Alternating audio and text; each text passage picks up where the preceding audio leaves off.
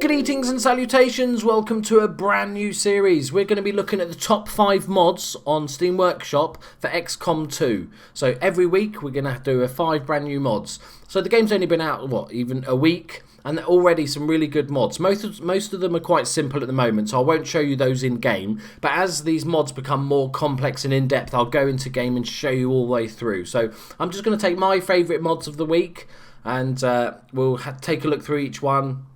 I'll give you a brief overview, show it on screen, give you a link to the download in the description if you want to go and check it out for yourself. So, firstly, this is a mod by Cap'n Bubs. These names are going to be just kill me. And it's a very simple graphical mod, but beautifully done. So what he's created here is just some new hats. The beret, so we've got the standard grey beret there, and then next up we've got the camouflage beret, and the third one, which is definitely my favourite, it looks very sort of medic type, engineer type helmet, is a cap, forward facing or backward facing, with a headset. Really simple mod, but beautifully done. It looks like it's part of the game. It doesn't look like, you know, someone's MS painted something in there. Absolutely fantastic. So big props to Captain Bubs for that mod. It looks beautifully. I'm going to use that in game. Right, the second mod we're going to look at today is really good. If you've played for XCOM 2 for any length of time already, you know that you can rotate the camera, but only 45 degrees.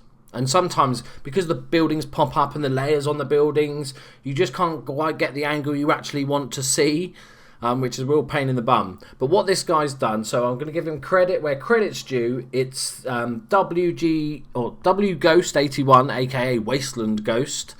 And he's created a mod that basically gives you free camera rotation. So there's a little video here. You kind of know what, kind of self-explanatory. But basically, in-game, you can rotate. Look at that. So Q&E does the 45-degree rotation as normal. But if you hold Q&E, you get a nice smooth rotation. So you can find exactly what you want. Which is, in a tactical game, you really need. So this is a must-have mod. There you go, to TNG to zoom in and out and all that sort of stuff. Go check it out because it's definitely one I'm going to use all the time. It should have been in the game to begin with. So get that one. It's important. It's useful. Simple but brilliant. Thank you very much, Mr. Wasteland Ghost. So next up, we have a brand new creature. It's more sort of a muton hybrid. There's a screenshot there. I'm not going to show you in game because it's best when you just come across these guys in game. They're scary, they're mutons, they're a little bit tougher. The description here says, this mod adds a new alien to XCOM 2.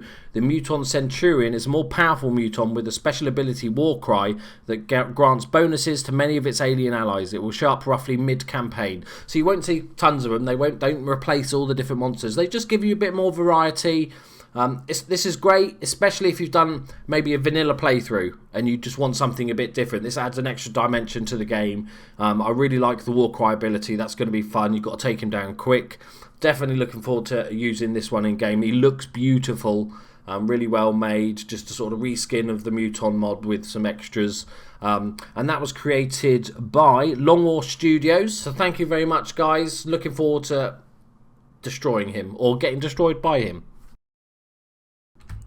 Next up, we have another mod by Long War Studios, and this is a really interesting one. It's called the Leader Pack, and basically what it allows is basically almost like a new class. So the description says the mod adds a development path for XCOM soldiers in the Guerrilla Tactics School, allowing them to train special perks that benefit the entire squad, you know, as a leader would.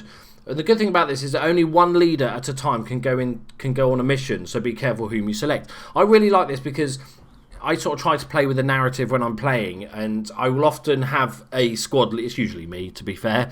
I will have me in the game, and I will be the squad leader. But it makes no odds, and there's no sort of, you know, in-game aspect to that. But now there can be. I can actually pick a couple of my guys, and I will train them as a leader. So that's really good. And there's also a couple of other things on it. So soldiers entering leader training will have their primary weapon unequipped so others may use it. This mod also clears the current squads to enforce the one leader. So you know when it automatically picks your squad, this empties it out so you pick. I quite like that because I remove everyone at the beginning of each mission anyway and then pick who I want to take on it. It also adds an autofill button, which will give you your top soldiers. There is a slight known issue that's being worked on, but the way these guys work, I think it's going to be a matter of hours, days that this is going to be fixed. So when soldiers who simultaneously train PSI and leader abilities will get stuck in the PSI lab, rendering the PSI lab slot unavailable for additional training. So as a workaround for this, do not train your leader and PSI perks at the same time, otherwise you can get stuck. So I think it's really good. I think this was going to add a really interesting dimension to the keep a leader alive and how you position him. You know, how different. You know, what's the range of his special abilities. We can see some there on the screenshot with a collector or get some and different things like fallback and everything, which will help defenses, and fire discipline, which will make your team more accurate. But these things might have a range, or it's going to be really interesting. I think these sort of packs I love to use on my second playthrough, because I might play on normal difficulty with no Iron Man on my first playthrough vanilla, and then I'll add a bunch of mods for my second playthrough, like the Muton pack we just talked about before, and also the leader pack, so I can actually really change the game up for the second playthrough. Remember, this game's only been out a week. Once they've got these amazing modders have got their hands on this game for a few weeks, a month or so, we're going to see some amazing, ridiculous mods that are going to be totally game changing. And that's once those like real big mods come in, I will obviously show you them thoroughly in the game. Rather than just sort of looking at the actual Steam shop, because these are quite simple and explainable. But once we get more detailed stuff, I'll show you. So that is mods number 4. One more to go. And finally today, we're going to look at a quality of life change, this mod, by Blue Raja and Mineral115. This is a very simple mod, but genius. If you've played maybe for half an hour or more, you'll say some things just take too long, right? The movement maybe is a little bit slow, you might be okay with that, but there's pauses of time after you shoot, after certain actions and stuff like that. There just seems to be extra time added, and that slows the game down. So basically all this mod does is fix it. So let's have a quick look. So with the combat changes, so it's removed a 1 to 3 second pause after shooting, throw grenades, abilities, etc. It's just unnecessary. There's no reason to it. It's not like a cinematic or anything. It's after that. It's just and wait and wait and wait and go, next person. Removed a 1 second pause after getting a kill. Removed a 2 3/4 second pause after going into cover.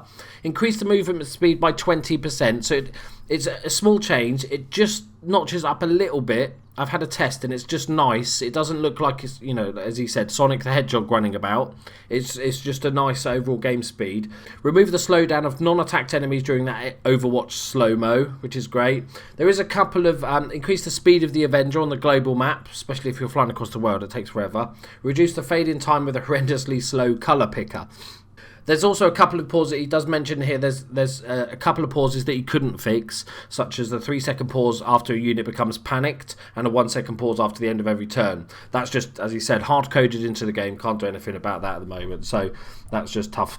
But everything else, this is just genius. This is everybody should have this, because if you played it for any length of time, you'll get annoyed by those extra pauses. So thank you very much, Blue Raja and Mineral115, legends. Everyone must play this with this in. Right, so that about sums it up for the first episode. Like I said, I'll show you more in-depth in-game stuff when the mods become more complex. If you do find a good mod you really, really enjoy, or something that you've designed yourself, then please leave it in the comments with a link to it, or message me directly, or even better, message me on Twitter, which is in my description, and I'll take a look at it and introduce it into the next videos if I enjoy it.